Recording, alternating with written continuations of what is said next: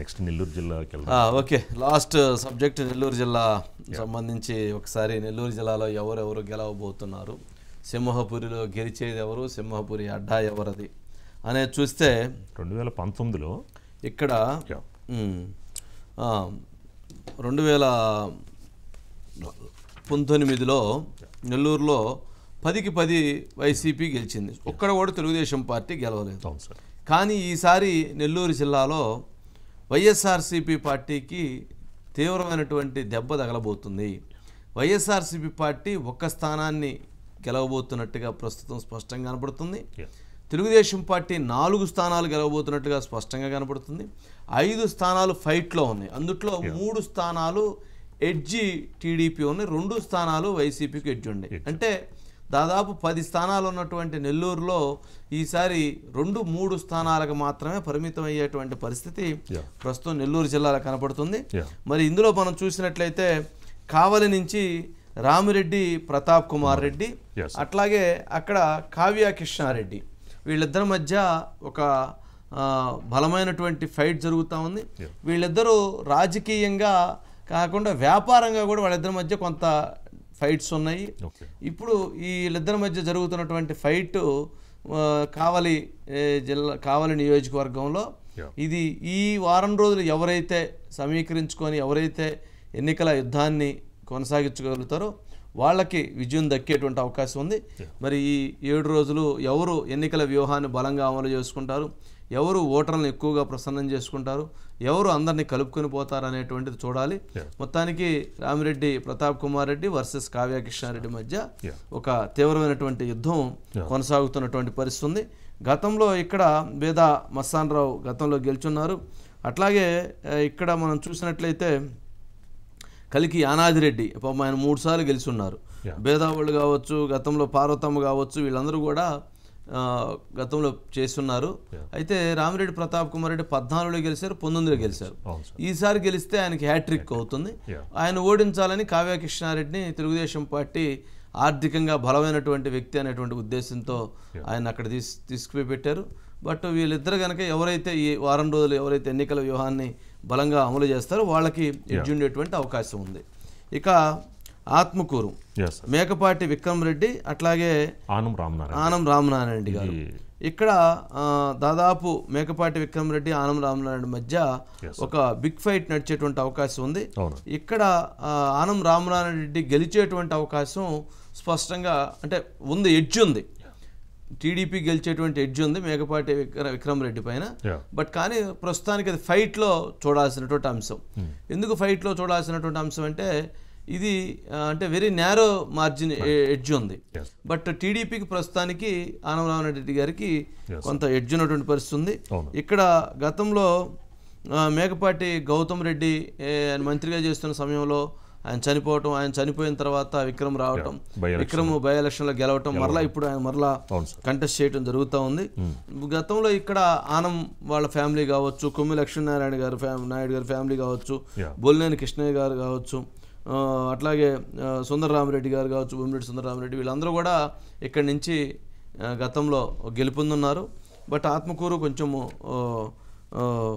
గట్టి నియోజకవర్గం. గతంలో కూడా మేకపాటి గౌతమ్ రెడ్డి 2019లో ఆయన 92,000 ఓట్లు వచ్చినాయి, బొల్లినేని కృష్ణయ్యకి 70,000 ఓట్లు వచ్చినాయి. అంటే 22,000 ఓట్లతో ఆ రోజు గౌతమ్ రెడ్డి గెలుచున్నారు, ఇది 19లో. తర్వాత మళ్ళీ ఈయన విక్రమ్ రెడ్డి గెలిచాడు అనుకోండి. సరే, ఇప్పుడు కావాలని ఈ నియోజకవర్గం మీద లేదు, ఆయన యాక్చువల్గా వెంకటగిరి వినాలనుకున్నారు. బట్ చంద్రబాబు నాయుడు గారు ఒత్తిడి మేరకు ఆయన అక్కడికి వెళ్ళారు. ఆయన అయితే కనుక గెలుస్తాడు అనేటువంటి భావంతో. కోవూరు కాన్స్టిట్యున్సీ చూసినట్లయితే నల్లపురెడ్డి ప్రసన్న కుమార్ రెడ్డి, అట్లాగే వేమిరెడ్డి ప్రశాంత్ రెడ్డి. ఇక్కడ వీళ్ళిద్దరి మధ్య దాదాపు మాటల యుద్ధం కొనసాగుతూ ఉంది. కోవూరు కాన్స్టిట్యున్సీ అంటే ఇది తెలుగుదేశం పార్టీకి ఒకప్పుడు కంచుకోట. అంటే నల్లపురెడ్డి వారి కుటుంబానికి కంచుకోటగా దీన్ని చూడాలి. నల్లపురెడ్డి ప్రసన్న కుమార్ రెడ్డి గారి తండ్రి గారు నల్లపురెడ్డి శ్రీనివాసరెడ్డి గారు 1983 నుంచి ఆయన తెలుగుదేశం పార్టీలో ఉండటం, తర్వాత ఆయన అక్కడి నుంచి రాజకీయంగా యుద్ధాన్ని కొనసాగించడం జరిగింది. ఇప్పుడు నల్లపురెడ్డి ప్రసన్న కుమార్ రెడ్డి పైన వేమిరెడ్డి ప్రశాంత్ రెడ్డి, ఎవరైతే ఎంపీ వేమిరెడ్డి ప్రభాకర్ రెడ్డి గారి సతీమణి వేమిరెడ్డి ప్రశాంత్ రెడ్డి కంటెస్ట్ చేస్తున్నారు. ఈసారి కొవ్వూరు నియోజకవర్గంలో ప్రసన్న కుమార్ రెడ్డి గారి పైన వేమిరెడ్డి ప్రశాంత్ రెడ్డి గెలుపు అనేటువంటిది స్పష్టంగా కనపడుతుంది. ప్రశాంత్ రెడ్డి గారు గెలిచేటువంటి అవకాశం కనపడుతూ ఉంది. Yes, sir. అయితే గతంలో ఇక్కడ చూస్తే నల్లపురెడ్డి శ్రీనివాసరెడ్డి గారి ఫాదర్ ఆయన శ్రీనివాసరెడ్డి గారు తెలుగు సేన అని కూడా పెట్టారు. ఆయన అప్పట్లో పార్టీ పెట్టి అది కూడా ఆయన కొంత ప్రయాణం చేశారు. ఆయన 3 సార్లు గెలిచారు. తర్వాత ప్రసన్న కుమార్ రెడ్డి గారు వరుసగా గెలుస్తూ వస్తున్నారు. ఎక్కువ సార్లు వీళ్ళ ఫ్యామిలీ నుంచే ఇక్కడ ఉన్నటువంటి పరిస్థితి. 14లో మాత్రం టీడీపీ గెలిచిందండి. 14లో పోలంరెడ్డి శ్రీనివాసరెడ్డి గారు టీడీపీ నుంచి గెలుపొందున్నారు. తర్వాత 19లో వీరే. ఇక నెక్స్ట్ నెల్లూరు సిటీ చూసినట్లయితే నెల్లూరు సిటీలో ప్రస్తుతం మహమ్మద్ ఖలీల్ అహ్మద్, అట్లాగే తెలుగుదేశం పార్టీ నుంచి నారాయణ పొంగూరు. మరి ఇక్కడ వైఎస్ఆర్సీపీ పార్టీ అభ్యర్థి పైన పొంగూరు నారాయణ గారు స్పష్టమైనటువంటి మెజారిటీతో భారీ ఆధిక్యతతో గెలిచేటువంటి అవకాశం ఉంది. బట్ ఇక్కడ లాస్ట్ టైం అనిల్ కుమార్ యాదవ్ మంత్రిగా పనిచేసిన అనిల్ కుమార్ యాదవ్ ఇక్కడి నుంచి కంటెస్ట్ చేశారు నారాయణ గారి పైన. అప్పుడు 1988 ఓట్లతో ఆ రోజు నారాయణ గారు ఓటమి చెందడం జరిగింది. అనిల్ కుమార్ యాదవ్ పైన నారాయణ గారు 1988 అంటే 1988 ఓట్లతో ఆ రోజు మరి అక్కడ జనసేన పార్టీకి వినోద్ రెడ్డికి 5500 ఓట్లు వచ్చినాయి.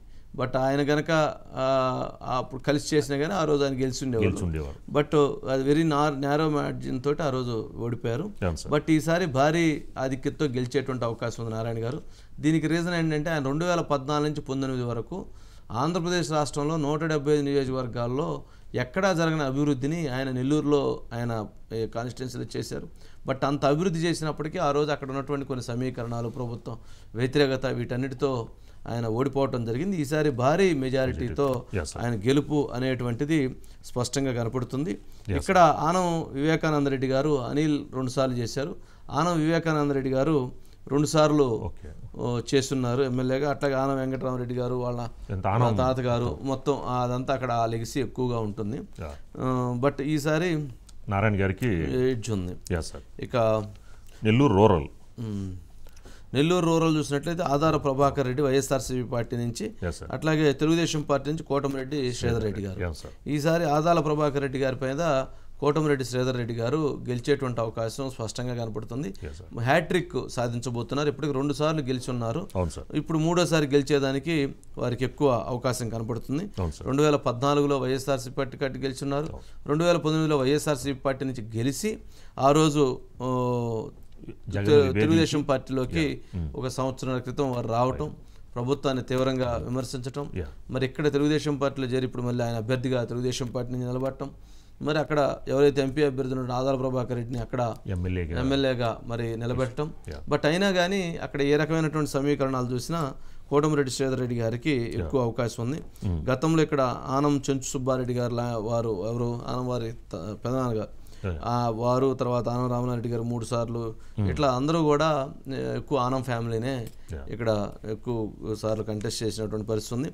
ఇక సర్వేపల్లి చూసినట్లయితే కాకాని గోవర్ధన్ రెడ్డి, అట్లాగే సోమిరెడ్డి చంద్రమోహన్ రెడ్డి, వీళ్ళిద్దరూ రాజకీయంగా సుదీర్ఘకాలంగా వీళ్ళ మధ్య ఆధిపత్య పోరాటం గెలుస్తూ ఉంది. ఒకసారి ఒకరు గెలుస్తూ ఉన్నారు, ఒకసారి ఒకరు ఓడిపోతూ ఉన్నారు. బట్ ఈసారి కూడా వీళ్ళిద్దరి మధ్య చాలా టఫ్ ఫైట్ జరుగుతూ ఉన్నటువంటి పరిస్థితి ఉంది. మంత్రిగా ఉన్నటువంటి కాకాన గోవర్ధన్ రెడ్డి, అట్లాగే సోమిరెడ్డి చంద్రమోహన్ రెడ్డి గారి మధ్య ఒక తీవ్ర ఒక పోరాటమే కొనసాగేటువంటి పరిస్థితి కనిపిస్తూ ఉంది. మరి ఈసారి ఇక్కడ ఈ కాన్స్టిట్యున్సీలో ఎవరు గెలిచినా కానీ నేరోతోటే గెలిచేటువంటి అవకాశం ఉంది. బట్ ఎవరు విజయాన్ని సాధిస్తారు అనేటువంటిది చూడాల్సినటువంటి అంశం. ఇక్కడ ఆధార వాళ్ళు 2 సార్లు గెలుచున్నారు. సోమిరెడ్డి గారు గతంలో ఇక్కడ 2 సార్లు గెలుచున్నారు. బట్ క్యాబినెట్లు ఎక్కడి నుంచి ఎవరు గెలిచిన వాళ్ళు క్యాబినెట్లో ఉంటారు. గతంలో వాళ్ళందరూ కూడా ఉన్నారు. మరి ఈసారి కూడా చూడాలి. ఇక గూడూరు కాన్స్టిట్యున్సీ చూస్తే మేరిగా మురళీధర్, అట్లాగే తెలుగుదేశం పార్టీ పాషం సునీల్ కుమార్. బట్ ఇక్కడ కూడా ఫైట్ కొనసాగేటువంటి పరిస్థితి ఉంది. ఇక్కడ మరి వీళ్ళిద్దరి మధ్య కూడా గతంలో చాలా ఓటు అంటే వైసీపీకి 45,000 మెజారిటీ వచ్చింది.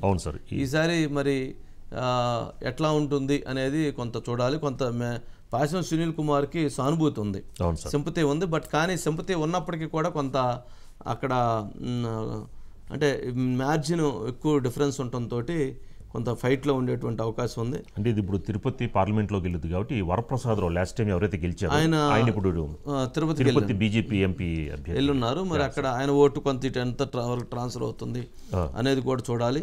ఇక్కడ 4 సార్లు టీడీపీ నుంచి బల్లి దుర్గా ప్రసాదరావు గారిని ఆయన 4 సార్లు గెలుచున్నారు.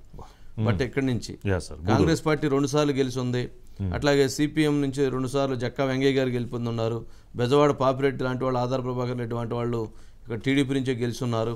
మరి ఇది కొంచెము కాన్స్టిట్యున్సీ పరంగా చూసుకున్నప్పుడు రిజర్వ్డ్ కాన్స్టిట్యున్సీ, కానీ ఇక్కడ ఈసారి ఉండేటువంటి గెలుపు అనేది పబ్లిక్ ఎవరికి ఇస్తారనే చూడాలి. ప్రస్తుతం బిగ్ ఫైట్లో నడుస్తూ ఉన్నటువంటి పరిస్థితి. సూళ్ళూరుపేట చూసినప్పుడు వైసీపీ నుంచి కలివేటి సంజీవయ్య, టీడీపీ నుంచి నిలవల విజయశ్రీ, వీళ్ళిద్దరి మధ్య ఫైట్ నడుస్తుంది. బట్ ఇక్కడ తెలుగుదేశం పార్టీ పైన వైఎస్ఆర్సీపీ పార్టీ కలివేటి సంజీవయ్య గెలిచేటువంటి అవకాశాలు కనపడుతున్నాయి. మరి ఎవరు గెలుస్తారు అనేది చూడాలి. ప్రస్తుతానికైతే కలివేటి సంజీవయ్యకి ఎడ్జి కనపడుస్తుంది. కలివేటి సంజీవయ్య 2 సార్లు ఇప్పటికి గెలుచున్నాడు, 2014లో 2019లో. ఈసారి హ్యాట్రిక్ సాధించడం కోసం ఆయన ప్రయత్నం చేస్తున్నారు. ఇక్కడ గతంలో వెంకటరత్నం, పరసా వెంకటరత్నం అని చెప్పిన ఆయన 3 సార్లు గెలుస్తున్నారు. 2019లో ఆయన ఓడిపోయారు. ఆయన 94 నుంచి టీడీపీ ఎమ్మెల్యేగా ఆయన విజయం సాధించున్నారు. ఈసారి మరి కలివేటి సంజీవ హ్యాట్రిక్ సాధించబోతున్నారు, లేకపోతే విజయశ్రీ గెలవబోతున్నారు అనేటువంటి చూడాలి. బట్ ఇదొక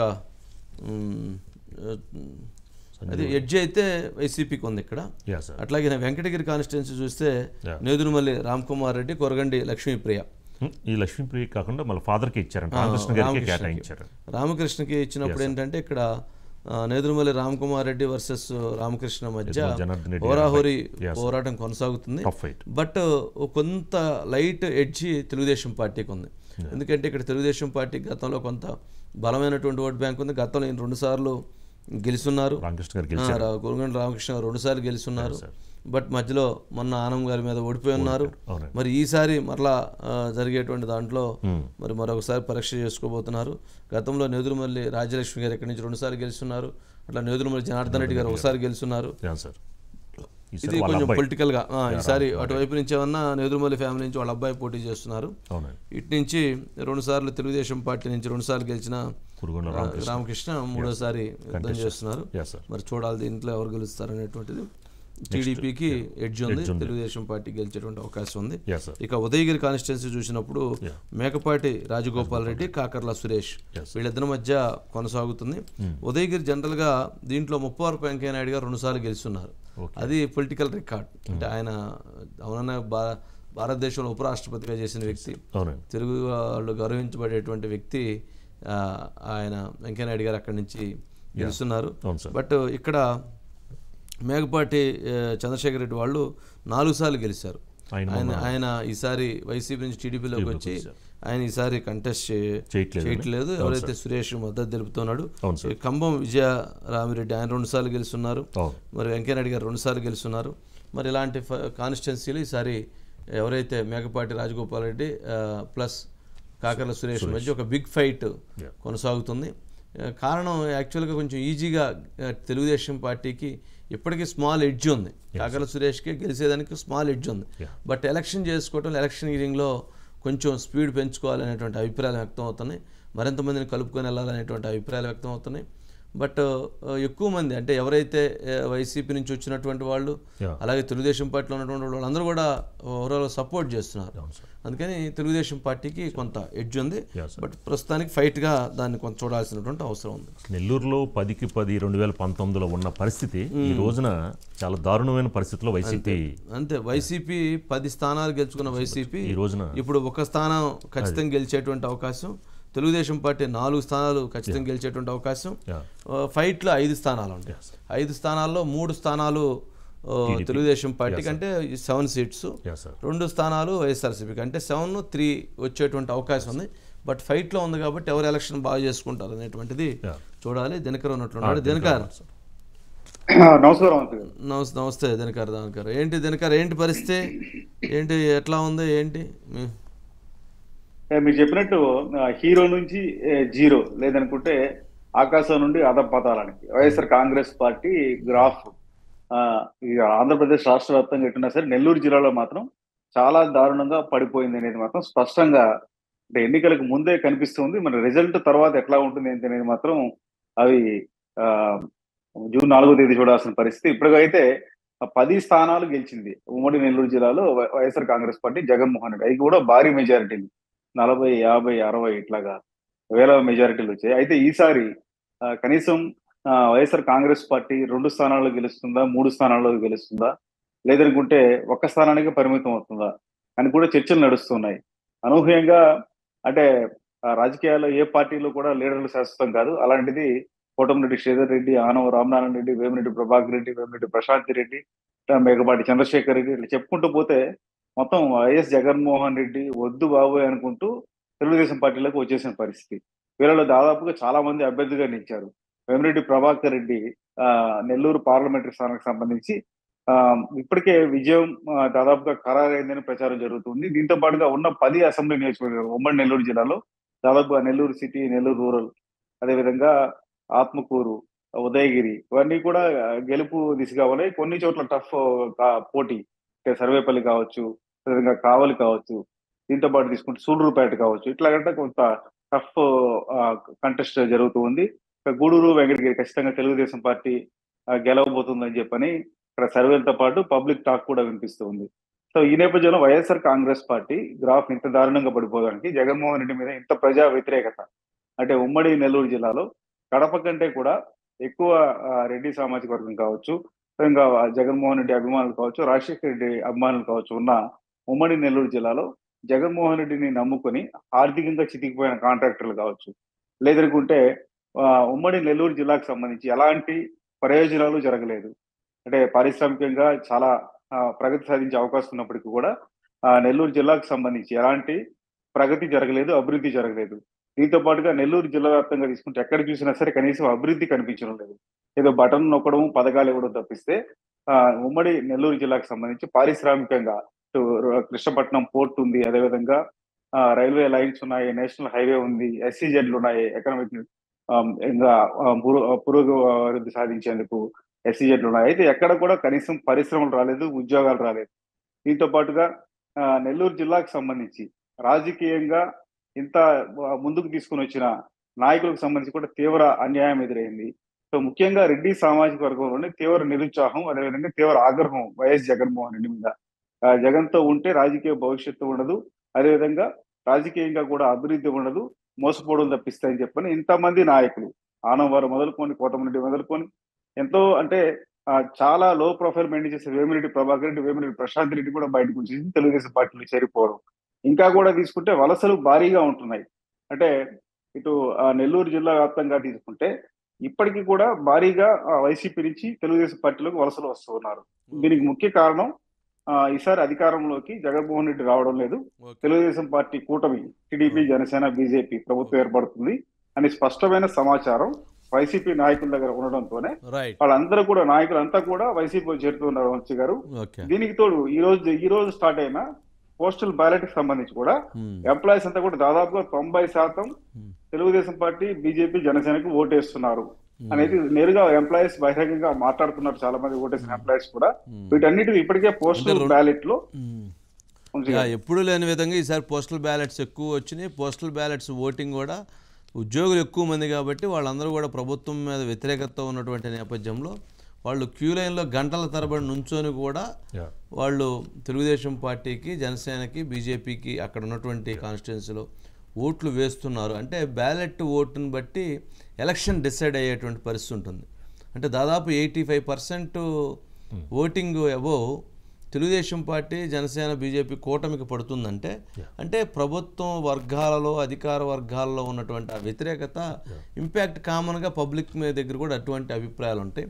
అందుకని కొంతమంది ఎమ్మెల్యేలు మీ బ్యాలెట్ మాకు ఇవ్వండి, డబ్బులు ఇస్తాను తీసుకొని వాళ్ళు ఇచ్చి వేస్తున్నారు అనేది ఒకటి నడుస్తుంది.